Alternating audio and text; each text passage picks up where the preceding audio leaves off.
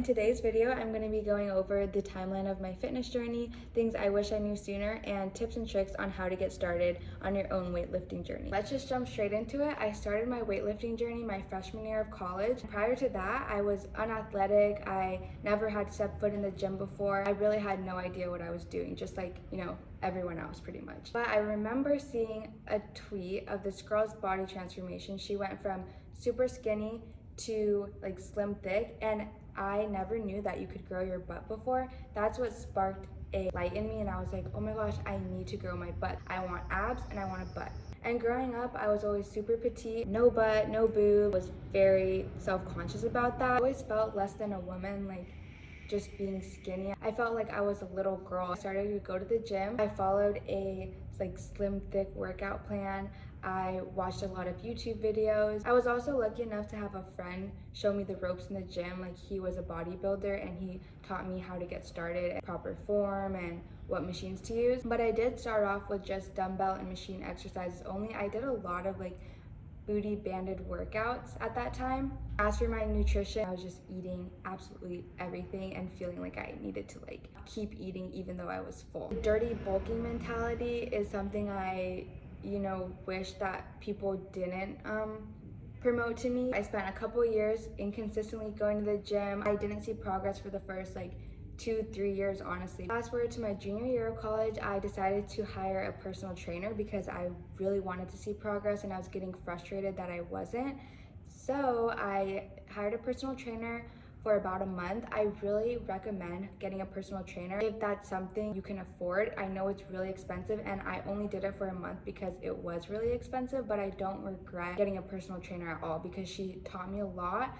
She gave me more confidence in using machines. My senior year, that's when COVID hit, gyms closed. I went back home doing at-home workouts. That's when Chloe Ting ab workouts were a huge thing. Still dirty bulking, eating as much as I could, and then doing her ab workouts, expecting to see a body transformation. I hired another personal trainer, worked with her for about a month again. One day I decided to message Brett Contreras. He's the inventor of the hip thrust and he focuses a lot on strength training. I messaged him and I was like, I would love to train at your gym in San Diego. He extended the invite for me to come train at his gym. It's so funny because I came in with the mindset that I was kind of a pro at lifting, and I quickly learned that that was not the case and there was still so much to be learned. I was very much a beginner still, and that surprised me because I had spent 3 years, kind of going through the motions, but without the strategy. And the strategy is really important. You want to lift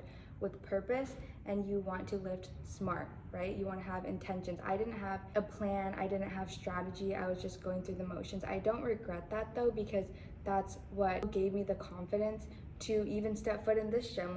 If I had never began weightlifting in the first place, I would be very intimidated to even come here. He had me on a 5-day workout split, and basically his whole approach was train to get strong. Don't train for a physique, train with the intention of getting stronger. So he taught me about progressive overload. I was obsessed with just getting stronger. I was like, I want to get one chin up. I set all these PR goals for myself, which I had never had the mindset of doing before. Once I kind of had a plan, I implemented progressive overload. I saw a lot of newbie gains, even though I had been lifting prior to that. About 3 months into training here, I kind of reached a plateau in my progress, and I was feeling a bit discouraged because I didn't see much physical changes in my body despite the fact that I was getting stronger. I wanted to see physical changes as well. So that's when Brett taught me about body recomposition. I ultimately want to lose fat in undesirable places and grow my butt. And while you can't spot reduce fat, body recomposition allows you to lose fat and gain muscle, and that's going to give you the more toned look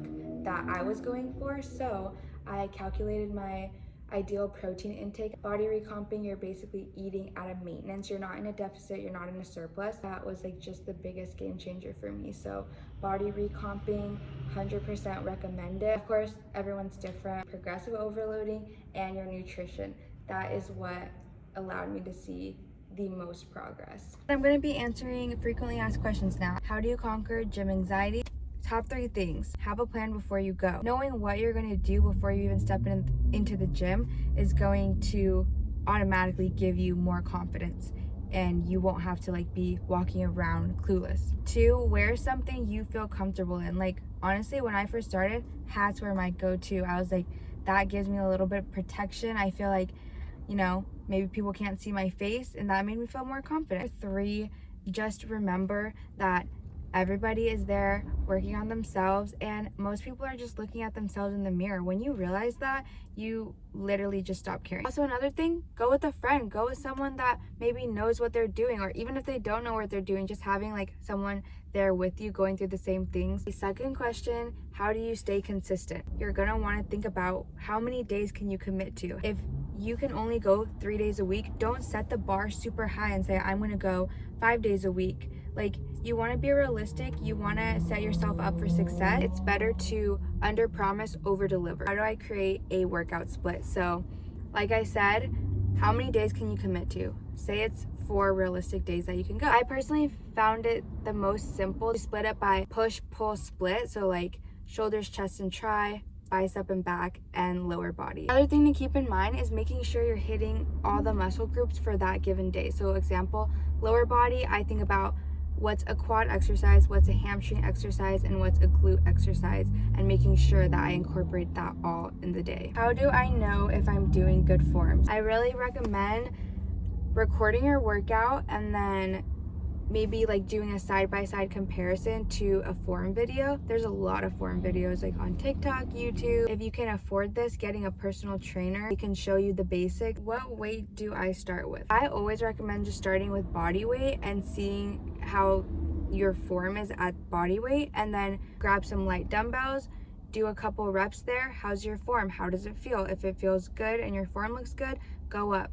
Form comes over the weight always. So start light. Don't ego lift. Just start light. It's okay. You don't need to be so quick to add X amount of weight to your lifts. Like, just take it day by day, take it slowly. It's better just to feel it out rather than like make a mistake and injure yourself. I just want to wrap up this video by reminding you to celebrate little victories along the way. This is your fitness journey. There's no rush to get to any point. Don't compare yourself to others. Be proud of yourself for showing up, taking the first step. You know, every day looks different. There's going to be good days and there's going to be bad days, and you're going to be unmotivated on some days, but as long as you're, you know, trying your best, that's really all that matters. Put in the effort. Go start. Just start. That's all you need to do, is just show up.